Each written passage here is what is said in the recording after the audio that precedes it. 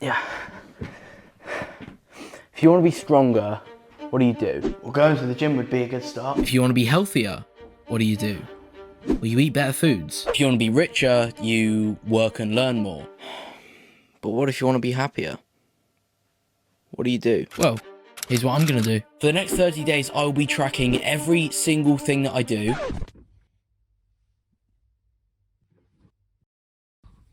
Nearly every single thing that I do, and how I feel about what I've done via a score out of 10 at the end of every single day. To find the activities, amount of work, physical activity levels, foods that I eat, amount that I drink, etc, etc, that make me the happiest. And once I'm done, I will simply do those things more often, and I will be a happier person. And spoilers, maybe I'll even learn something else along the way that's more important than any of this.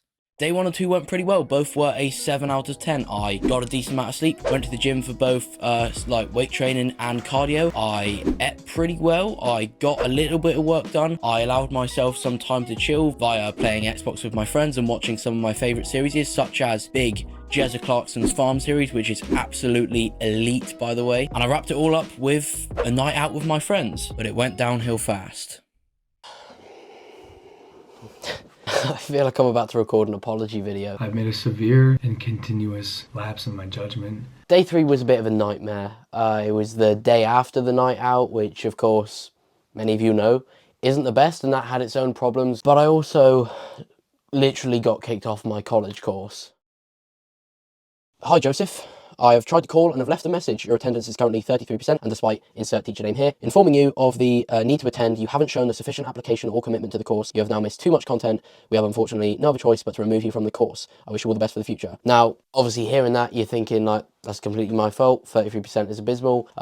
This video is recorded in November, so 33% on a 1-day course, by the way, means I've missed about 4 days. And I also have a pretty good reason as to why I missed the 4 days. My father recently passed after a long fight with a brain tumour, and a week before it happened, he started declining quite quickly, and we realised it was going to happen soon. So I said, no, I'm not coming in this week. I want to be at home.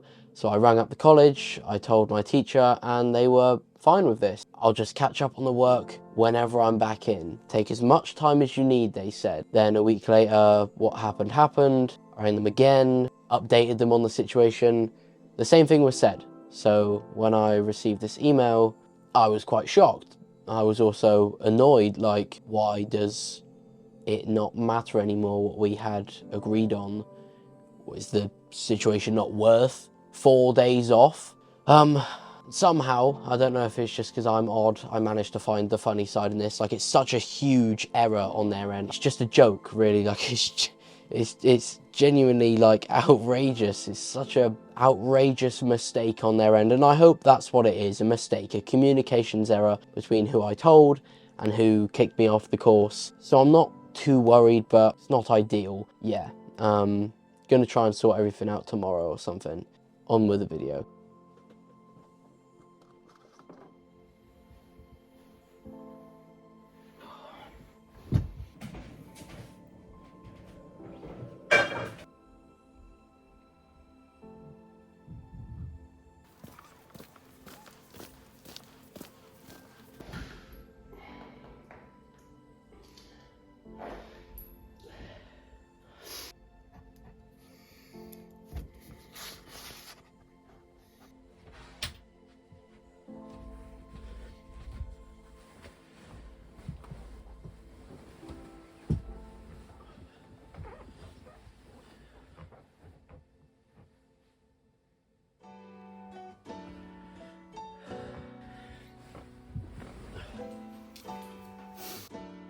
Really need as a beginner. Hopefully by the end of the course.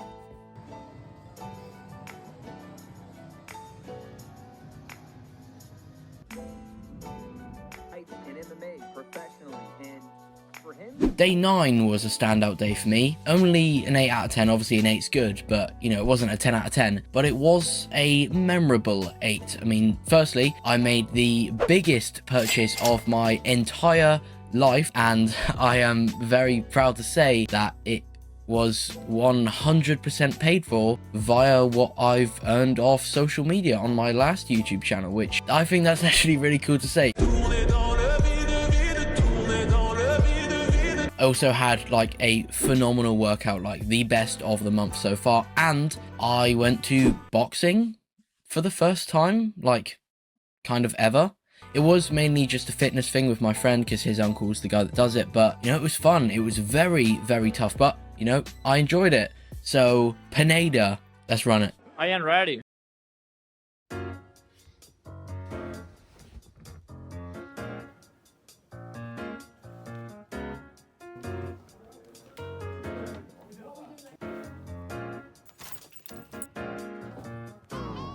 And yesterday, I'm on day 12 by the way, was another standout day that wasn't exactly a 10 out of 10. This time it was a 6, which doesn't really make much sense at all as to how it stood out, but it did. I went and watched my old rugby team for the first time pretty much since I left a couple years ago, and it was cool to see them play again, because it was like my first time seeing a bunch of them in like a very, very long time. Who knows, maybe I will join back soon. Maybe I already have. Maybe this isn't being filmed on day 12 of the 30 days and it's being filmed way after when I've already filmed the video where I joined back the rugby team. Maybe. What I actually did on day 12 was nothing, because I went out with the rugby boys after their game, so I was hanging the next day. But day 13, 14 and 15 all racked in some pretty solid scores. A 6 and 2 7s, because I ended up watching Floyd Mayweather get absolutely battered by Deji. For all he's great at running.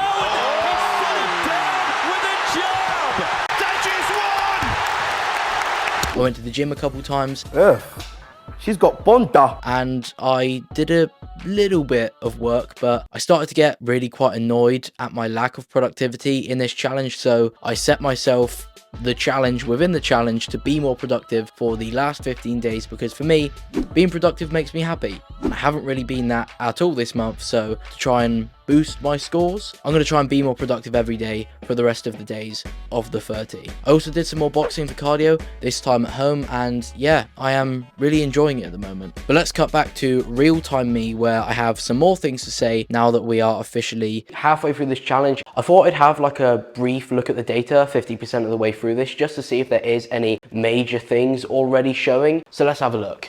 Well,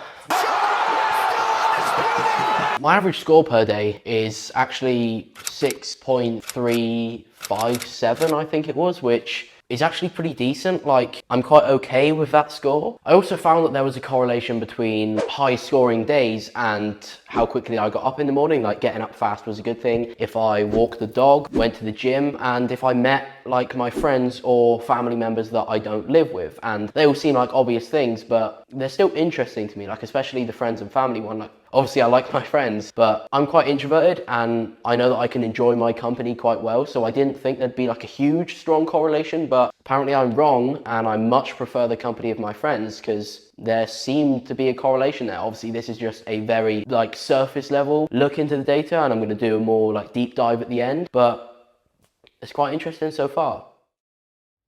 Wake up, walk the dog, go to the gym, work, chill, rest. Wake up, walk the dog, go to the gym, work, chill, rest. Wake up, walk the dog, go to the gym,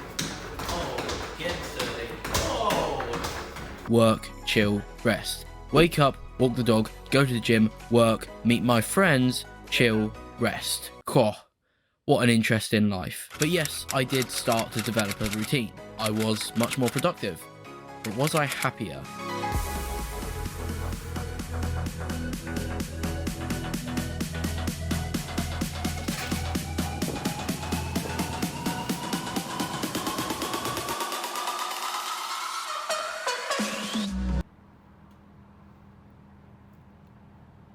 I don't know why, but I was just quite down after this session.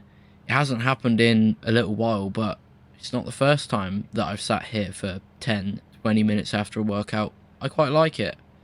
Clears my head. But yeah, day 20 was a 4 out of 10. From 21 onwards, it's more of the same. Not sad, sat on a bench, but I met my friends a couple times, still wasn't sleeping too well, was relatively productive, went to the gym, you get the picture. And what other way could the 30 days end than with a night out followed by a very bland day afterwards?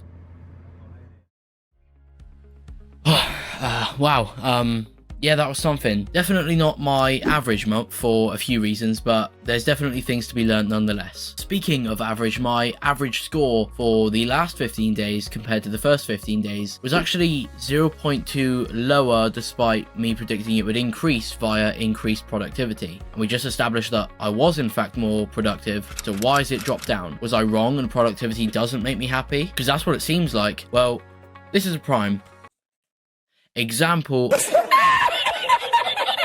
of why I needed to dive deeper into the data, because when I did, I found that of the 11 days out of the 30 that I was productive to my standards, yes, I know that's really bad, that I was only productive 11 out of the 30 days, but out of those 11, 9 of them were above average scoring days. So hearing that, it's now very clear that I was, in fact, right. So what else can be learned when we dive deeper into this data? Well, my good to bad or above average to below average scores for going to the gym this month was actually very 50-50. It was a pretty even split. So, you know, you'd think after hearing that, that means that going to the gym doesn't really affect my happiness at all. Because, you know, it's not like every day I went to the gym, I was super happy, but actually you'd be wrong. Because if you reverse the way that we're looking at it and you look at my rest days, out of the 12 rest days, 2 good, 10 bad. Correlation does not equal causation. There was no correlation between going to the gym and happiness, but there was a very strong correlation between not going to the gym and unhappiness, if that makes sense. And that's true for a lot of this. So I'm not gonna mention everything, so I'll put it all on screen now, but just remember what I just said about correlation and causation when you look at any of this. Oh, this is all great, you know, like using the numbers to mathematically and scientifically figure out what these keys to happiness actually are. And there are some objective measures to see here, like being productive makes you happy, going to the gym makes you happy, sleeping well makes you happy, or it made me happy, but you need more than that. And this month, I learned more than that. By far, the biggest cause of my 13 under average scoring days was failure to meet standards. Not anyone else's, failure to meet my own standards, whether that be standards for productivity, whether that be standards for physical activity, healthy eating, etc, etc. Failing to meet those standards that I set for myself was by far the biggest cause of my under average days. You know, we've all heard it before when people say something like, if you're supposed to be at work on Friday, let's say at 8 a.m., you're going to be there. If you work in a restaurant and your boss tells you to take out the trash, you're going to take out the trash. But when you tell yourself that you're going to start a YouTube channel on Friday, or when you tell yourself you're going to pivot in another direction September 1st and you don't, why? There's a lack of respect for yourself. And you know, it's true. We show up for others, but not ourselves. And that's the key, the secret to happiness that I found in this month, showing up for yourself. If you can get to the end of the day and think like, yeah, I actually got done what I wanted to do today, then of course you're going to be like really happy. And then you can throw in the stuff like eating healthier, going to the gym, meeting friends and family, etc, etc, and you're golden. And moving forward from this video, I am definitely going to be trying to combine those two things within my life, and I'm looking forward to it. Here are 5 of my upcoming video ideas, and if any of these excite you and you enjoyed this video, then feel free to stick around. And also, of course, any support on this video would be greatly appreciated. Thank you so much for watching. Goodbye.